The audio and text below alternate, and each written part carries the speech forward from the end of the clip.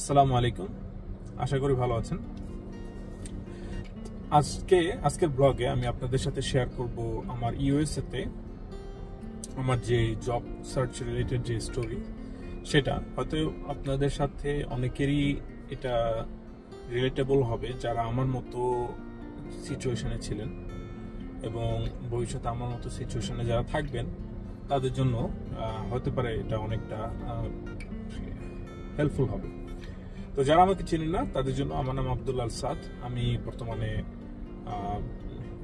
আমেরিকাতে আছি, সেখানকার আইওয়া স্টেটে ডিবিউক শহরে বাস করি।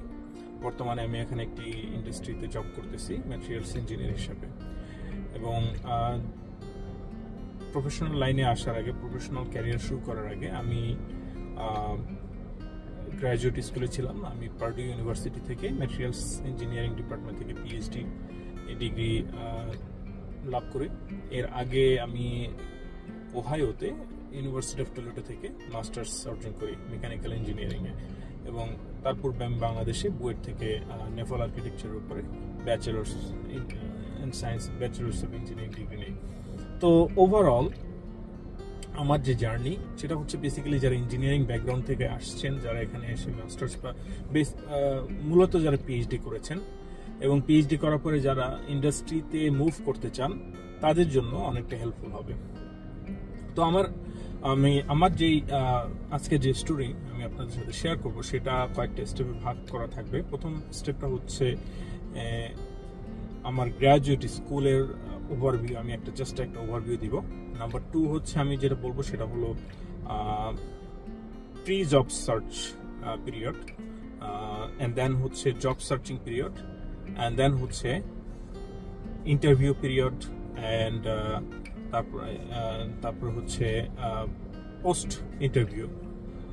তো এই কয়েকটা স্টোরি আপনাদের সাথে, এই কয়েকটা ধাপে আপনাদের সাথে শেয়ার করবো। তো প্রথম যে ধাপটা সেটা হচ্ছে যে আমি যখন গ্র্যাজুয়েট স্কুলে ছিলাম আমার ক্যারিয়ার গোল অতটা ডিফাইন্ড ছিল না। আমি চিন্তা করতাম যে আমি হয়তো একাডেমিয়াতে যাব, পোস্ট ডক করবো বা ইত্যাদি।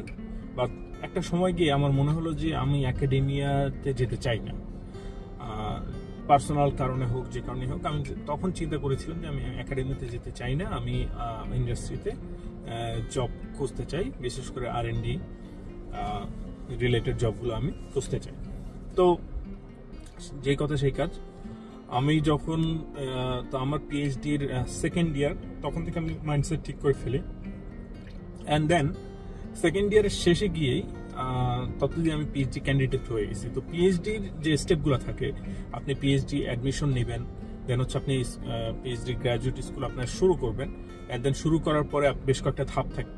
প্রথমে থাকে অনেক সময় কোয়ালিফাইং এক্সাম থাকে, দেন হচ্ছে প্রিলিমিনারি এক্সাম থাকে, এবং এইসব এক্সাম পার হওয়ার পর আপনি ক্যান্ডিডেটসি অর্জন করবেন। ক্যান্ডিডেটসি অর্জন করার পরে তারপরে হচ্ছে আপনি ফাইনাল ডিফেন্সের দিকে যাবেন, এবং লাস্ট সেটা হচ্ছে ফাইনাল ডিফেন্স। তো আমি ক্যান্ডিডেট হয়ে যাওয়ার পরে আমার রিসার্চ খুব ভালোভাবেই এগিয়ে যাচ্ছিল, অ্যান্ড দেন ওভারঅল আমার প্রোগ্রেস এবং সবকিছু চিন্তা ভাবনা করে আমার প্রফেসর আমাকে বলেন যে সেকেন্ড ইয়ারের শেষ দিকে যে তুমি টার্গেট করো যে থার্ড ইয়ারের শেষে তোমার পিএইচডি যেন তোমার কমপ্লিট হয়ে যায়। হ্যাঁ, সো এটা তখন একটা শক ছিল, বাট আমি অ্যাকসেপ্ট করে নেই আর কি। কারণ আমাদের ল্যাবের যে কালচারটা ছিল, যে আমাদের ল্যাবে প্রত্যেকের এক ডেডিকেটেড প্রজেক্ট থাকতো, এবং এই ডেডিকেটেড প্রজেক্ট আমি যদি ডেলিভার করে দিতে পারি টাইমের মধ্যে, দেন হচ্ছে আমাদের গ্র্যাজুয়েশন এনশিওরড।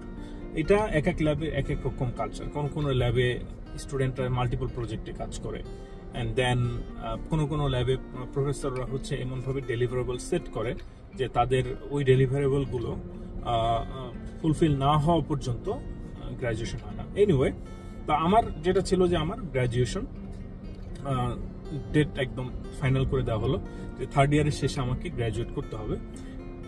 যেহেতু আমাকে গ্র্যাজুয়েট করতে হবে, তো আমি যেটা শুরু করলাম যে সেকেন্ড ইয়ারের শেষে আমি 1 বছর হাতে সময় রাখলাম, এবং তখন থেকে আমি রেজুমে প্রিপেয়ার করে অ্যাপ্লিকেশন করা শুরু করে দিলাম।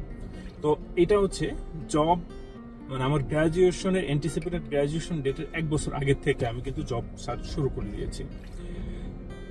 এবং জব সার্চ শুরু করার পরে আমি মিক্সড রেসপন্স পেলাম। অনেক জায়গা থেকে ভালো রেসপন্স পেয়েছি, অনেক জায়গা থেকে অত ভালো রেসপন্স পাইনি, এবং it was quite a journey to be honest with you. মানে এইটা খুবই ডন্টিং একটা প্রসেস, এবং আপনারা যারা ইউএসএতে অলরেডি গ্র্যাজুয়েট স্কুলে আছেন এবং অলরেডি যারা third year, fourth year, fifth ইয়ারে আছেন, পিএইচডি করতেছেন, প্যারার মধ্যে দিয়ে যাচ্ছেন, অ্যান্ড দেন এর মধ্যে দিয়ে আপনাকে যখন এই ইন্টারভিউ বা এই জব সার্চে যেতে হবে, ইটস রিয়েলি হেকটিক। আমি এটার মধ্যে দিয়ে গেছি এবং আমি বুঝি এটা। যাই হোক, দেন হচ্ছে আমি এই তো যে স্টেপটা সেটা হচ্ছে ইন্টারভিউ। তো কিছু কিছু ইন্টারভিউ পেলাম আর কি, জব সার্চ করতেছি এবং জব সার্চ অ্যাপ্লিকেশন করে অ্যান্ড দেন হচ্ছে আমি ইন্টারভিউ কিছু পেলাম। সেগুলো হচ্ছে 23 জানুয়ারির দিকে। হ্যাঁ, তো 23 সেপ্টেম্বরে গ্র্যাজুয়েট করি, সো 23 জানুয়ারি ফেব্রুয়ারি থেকে আমি কিছু ইন্টারভিউ দেওয়া শুরু করে দিয়েছি। অলমোস্ট তাহলে 7-8 মাস আগের থেকে বলতে পারেন। তো ইন্টারভিউ দেওয়া শুরু করে দিয়েছি, কোথাও কোথাও পজিটিভ রেসপন্স, কোথাও কোথাও মানে নিউট্রাল রেসপন্স, হ্যাঁ, কোথাও কোথাও থেকে সফট রিজেকশন, হার্ড রিজেকশন আসতেছে। এরকম চলতে চলতে বেশ কয়েক মাস চলতে চলতে আমি আমার বর্তমান যে জব যেখানে করতেছি সেটার স্টোরিটা আপনাদের সাথে শেয়ার করি। তো আমি কারণ এই প্রসেসের 1 বছর পূর্তি হয়েছে জাস্ট এই কারণেই। তো এই এপ্রিল মাসে, মে মাসে খুব সম্ভবত এপ্রিল মাসে হচ্ছে আমার যেটা হয়েছে যে এপ্রিল মাসে আমি লিঙ্কডইনে অ্যাপ্লিকেশন করি। তো লিঙ্কডইনে অ্যাপ্লিকেশন করার পর হায়ারিং যে ম্যানেজার, বেসিক্যালি আমাদের কোম্পানির প্রেসিডেন্ট, তিনি আমার সিভিটা দেখেন এবং সিভি দেখে উনি সিভিটা পিক করে আমাকে ডিএম দেন, ডিরেক্ট মেসেজ ডিএম দিয়ে উনি বলেন যে I am impressed with your CV, please apply using this link. আমি এত চিন্তা করি নাই এবং আমার এখন জব পজিশন সম্পর্কে আমি কিছু বলি। আমি হচ্ছে সিরামিক্স ইঞ্জিনিয়ার, আমি সিরামিক্সের গবেষক এবং এই পজিশনটা ছিল construction materials related, concrete related. Now concrete নিয়ে আমার আইডিয়া খুবই ভাষা ছিল বলতে। এখন কংক্রিট কিন্তু এক ধরনের সিরামিক্স, কিন্তু আমার অতটা আইডিয়া ছিল না, জাস্ট ভাষা আইডিয়া। বাট এখন কথা হচ্ছে যে আমাদের তো আসলে এত লাক্সারি নাই যারা আসলে ইন্টারন্যাশনাল স্টুডেন্ট, যে আমি একেবারে যেটা চাই ওই ফিল্ডেই কাজ করব। যেহেতু আমাদের অনেক কিছু রেস্ট্রিকশন আছে, অনেক লিমিটেশন আছে, ভিসার লিমিটেশন আছে।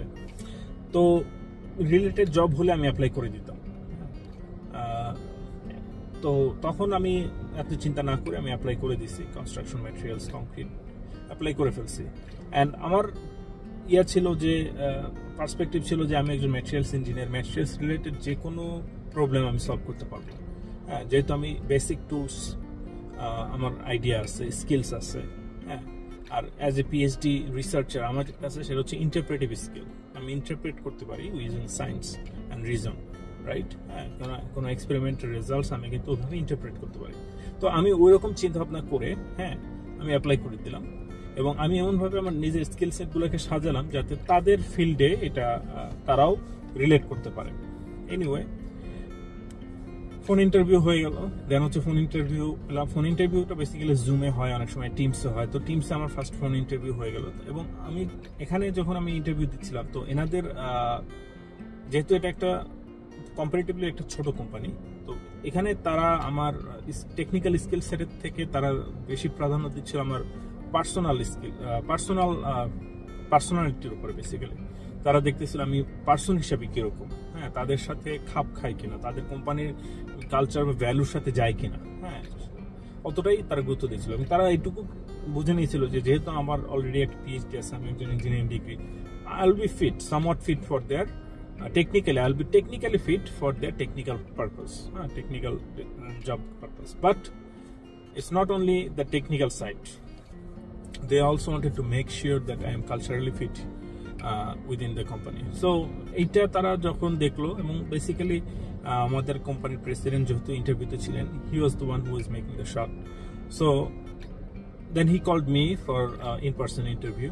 So এরপর আমি খুব সম্ভবত মে মাসে, আমার যদি ভুল না হয়ে থাকে, মে বা জুন মাসে, খুব সম্ভবত জুন মাসে আমি ইন পার্সন ইন্টারভিউতে আসলাম। জুন মাসে, সেটা হচ্ছে জুন মাসে আমি ইন পার্সন ইন্টারভিউর জন্য আসলাম। অ্যান্ড দেন আমি এখানে এসে ইন পার্সন ইন্টারভিউ দিলাম, তাদের প্ল্যানগুলো করে দেখলাম এবং তারা খুবই পজিটিভ ছিল। এবং ওই সময়টা আমারও মানে আমার ওনাদের অ্যাটিটিউড, ওনাদের ইয়াটা খুবই ভালো লাগছে। ভালো লেগেছে। তো এখন আমার যে অবজারভেশন, যেহেতু এটা একটা স্মল টাউন এবং মিড ওয়েস্টে স্মল টাউন, এদের কিন্তু ব্যবহার খুবই ভালো হয়, এরা কিন্তু খুবই আন্তরিক হয়। আবার যদি আপনি বড় কোনো সিটিতে যান, ক্যালিফোর্নিয়া বা বস্টন, এখানকার লোকজন আবার একটু কাঠখোট্টা টাইপের হয়, যেমন ঢাকা শহরের লোকজন একটু কাঠখোট্টা, হ্যাঁ, মারদাঙ্গা টাইপ, হ্যাঁ, ওরকম হয় আর কি। একটু ফেকনেস বেশি থাকে এদের মধ্যে, আবার ওরকম ফেকনেস একটু কম।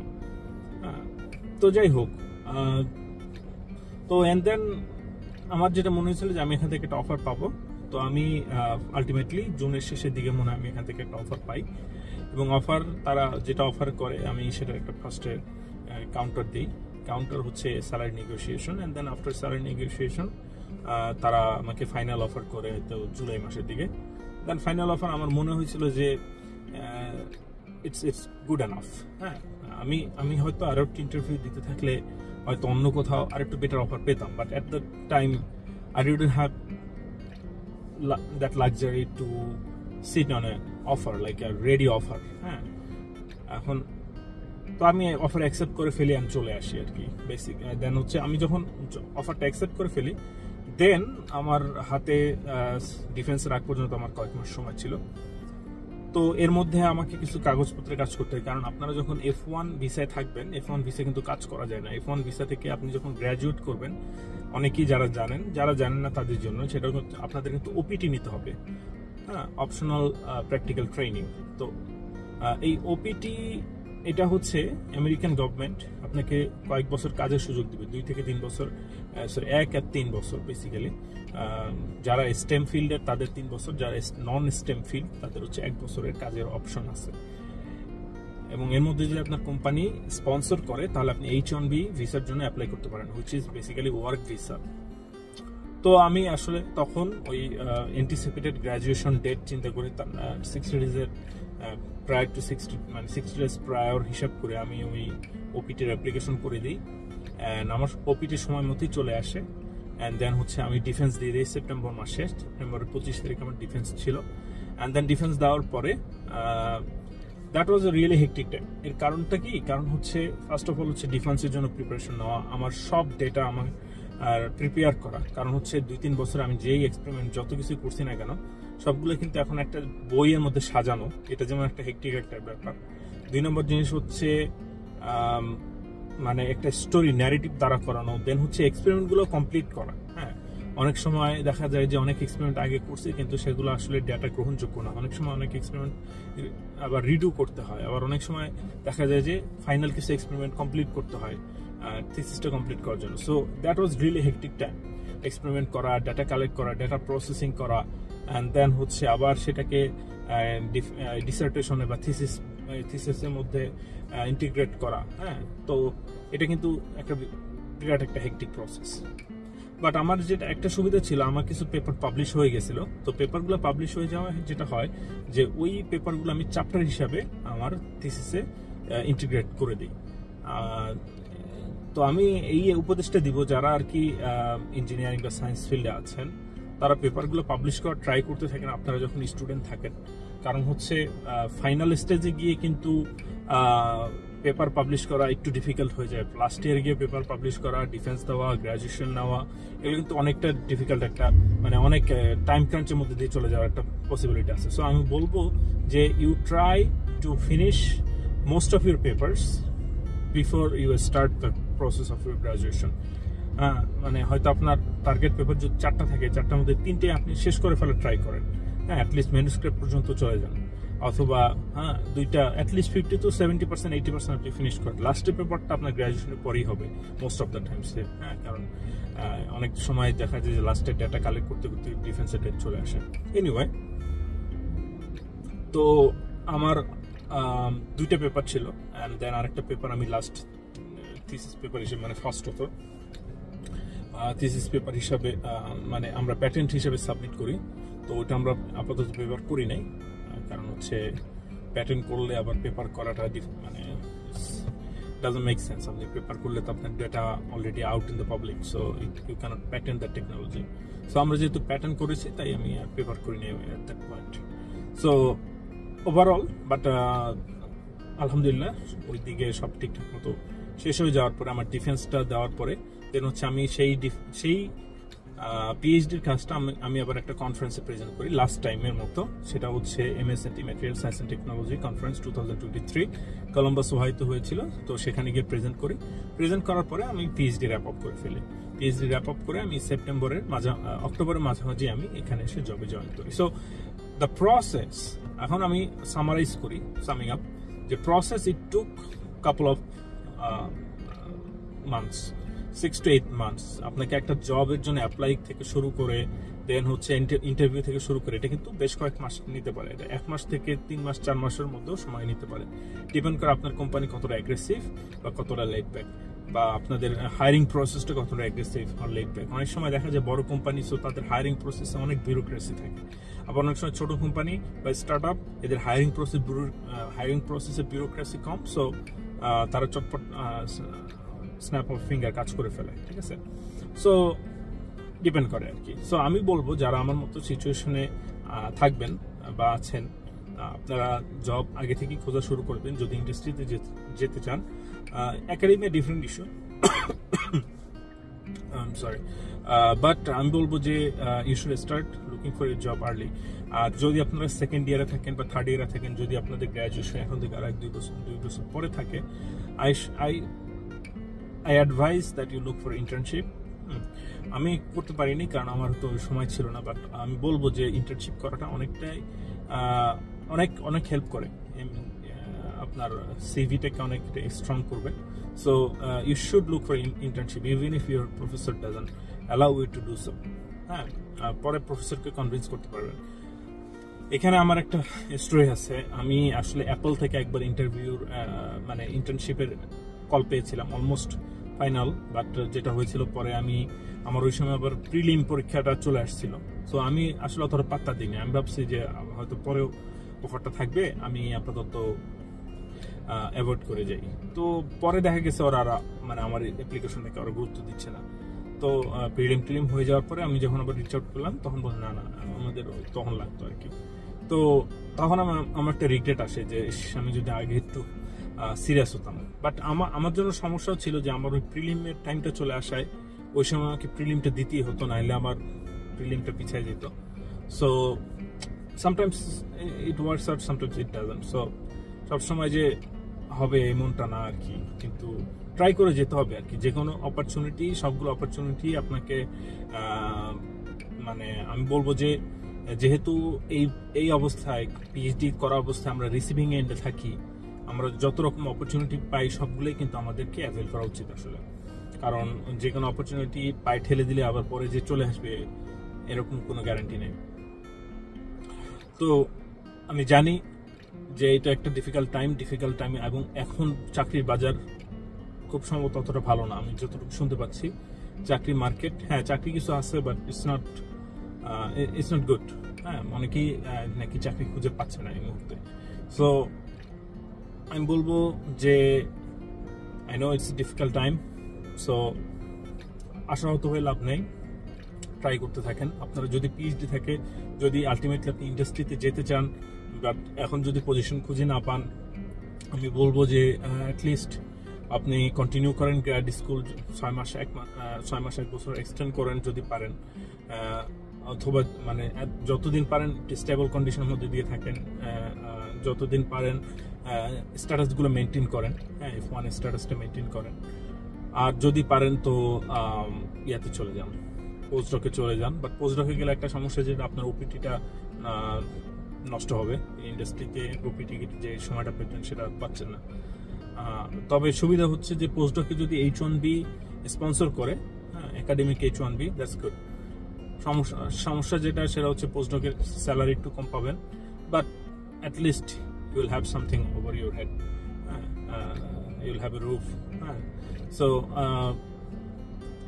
অনেক সিচুয়েশনটা আসলে আইডিয়াল না, এবং আমেরিকাতে এসে যে আপনার লাইফ সেট হয়ে যাবে সেটাও ঠিক না আর কি, আপনাকে অনেকটা কষ্ট করতে হবে। সো আমি বলবো যে আশাহত হবেন না, অবশ্যই চেষ্টা করতে থাকেন, এবং আপনাদের যদি কোনো উপদেশ লাগে, যদি কোনোভাবে হেল্প করতে পারি, অবশ্যই রিচ আউট করবেন, কমেন্টে জানাবেন, এবং যদি কোনো প্রশ্ন থাকে অবশ্যই শেয়ার করবেন। সেই প্রশ্নের উপরে ভিত্তি করে অথবা অন্য কোনো বিষয় নিয়ে ব্লগ করতে চাইলে আমাকে জানাবেন, আমি সেরকম বিষয় নিয়ে আপনাদের সাথে আবার হাজির হব। থ্যাংক ইউ সো মাচ সাথে থাকার জন্য। আবার ভবিষ্যতে কোনো একটা ব্লগে দেখা হবে।